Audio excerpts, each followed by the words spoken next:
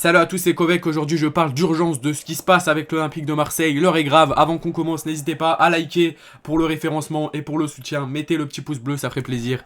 On commence par parler de Marcelino qui a démissionné de l'Olympique de Marseille. Il est resté 88 jours à la tête de l'Olympique de Marseille. Il vient de démissionner il y a quelques heures. Je vous fais la vidéo que maintenant, parce que j'étais pas chez moi tout simplement, sinon je l'aurais fait bien avant cette vidéo, parce qu'il y en a des choses à dire. On parle d'une démission de Marcelino, je suis vraiment très heureux, hein. Personnellement vraiment je suis très heureux, enfin, on est qu'au début de saison, on est qu'en septembre, et ça va peut-être rentrer l'OM un petit peu plus dans une crise, mais pour certains oui, mais pour certains non. Pour certains comme moi, ça ne rentrera pas l'OM dans une crise, pourquoi ? Parce que tout simplement, je vais vous dire les choses clairement. L'animation offensive avec ce coach était dégueulasse. C'était dégueulasse, il n'y avait pas de jeu, c'était plus l'Olympique de Marseille. C'était plus l'Olympique de Marseille en un an, l'OM s'était clairement métamorphosé. On est passé d'un OM de Tudor qui avait un jeu offensif incroyable, avec lequel on allait chercher la deuxième place. Et là, on finissait pas en Conference League, Europa League avec cette équipe qui jouait comme ça. Vraiment, je vous dis la vérité, mais c'est la vraie vérité de vraie vérité. Tout le monde peut l'avouer. De toute façon, à ma place dans les commentaires, je pense que vous serez d'accord avec moi. Ensuite, Pablo Longoria qui, selon certaines sources, devait démissionner de l'Olympique de Marseille. Finalement, avec la réunion qu'il y a eu hier, plus que Longoria a réfléchi, durant cette nuit, entre la réunion d'hier et aujourd'hui, durant la nuit, du coup, il a réfléchi. Il a beaucoup réfléchi. Est-ce qu'il va démissionner de l'OM ? Finalement, il démissionne pas de l'OM. Tant mieux. Vraiment, ça pour moi, c'est une bonne nouvelle. Il y a une bonne et une mauvaise nouvelle. La bonne nouvelle, c'est que Longoria ne démissionne pas. Et moi, c'est une bonne nouvelle. Si Longoria aurait démissionné, ça serait une mauvaise. Et la... Non, qu'est-ce que je raconte ? Il y a deux bonnes nouvelles, finalement.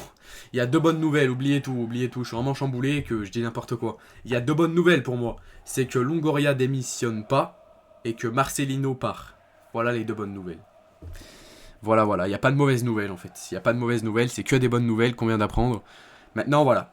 On va parler un petit peu des coachs qui sont libres. On a du Zinedine Zidane. Mais bon, ce serait compliqué qu'il vienne quand même, Zinedine Zidane à Marseille. Même si voilà, il a le cœur quand même assez... Même s'il a jamais joué pour Marseille, hein, il a le cœur marseillais. Il pourrait venir chez nous. Ça serait exceptionnel. Mais voilà, est-ce que le projet marseillais lui intéresse ? On a également des trucs un petit peu plus concrets, hein, du Christophe Galtier.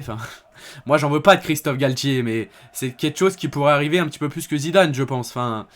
Les dirigeants sont capables, en tout cas, de ramener Christophe Galtier. Mais en tout cas, moi, j'en veux pas. Je veux pas de Christophe Gallet à Marseille, ça va pas la tête, non. Mais vraiment, ce serait plus probable de voir Galtier à Marseille que Zidane, par exemple. Et ça, c'est la vérité, tout simplement.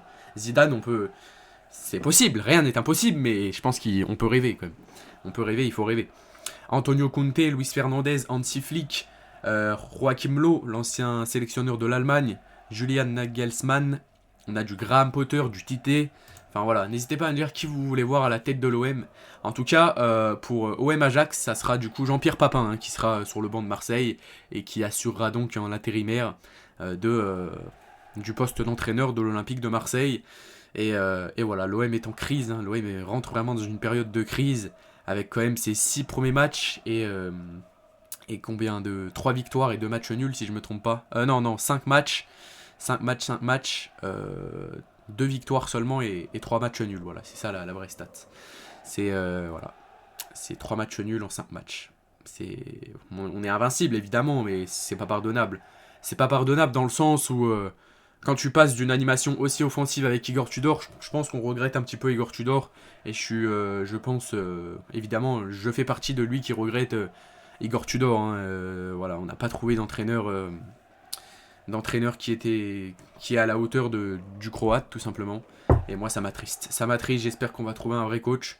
Et j'espère qu'on va vite se relancer, parce que sinon, on va tout perdre.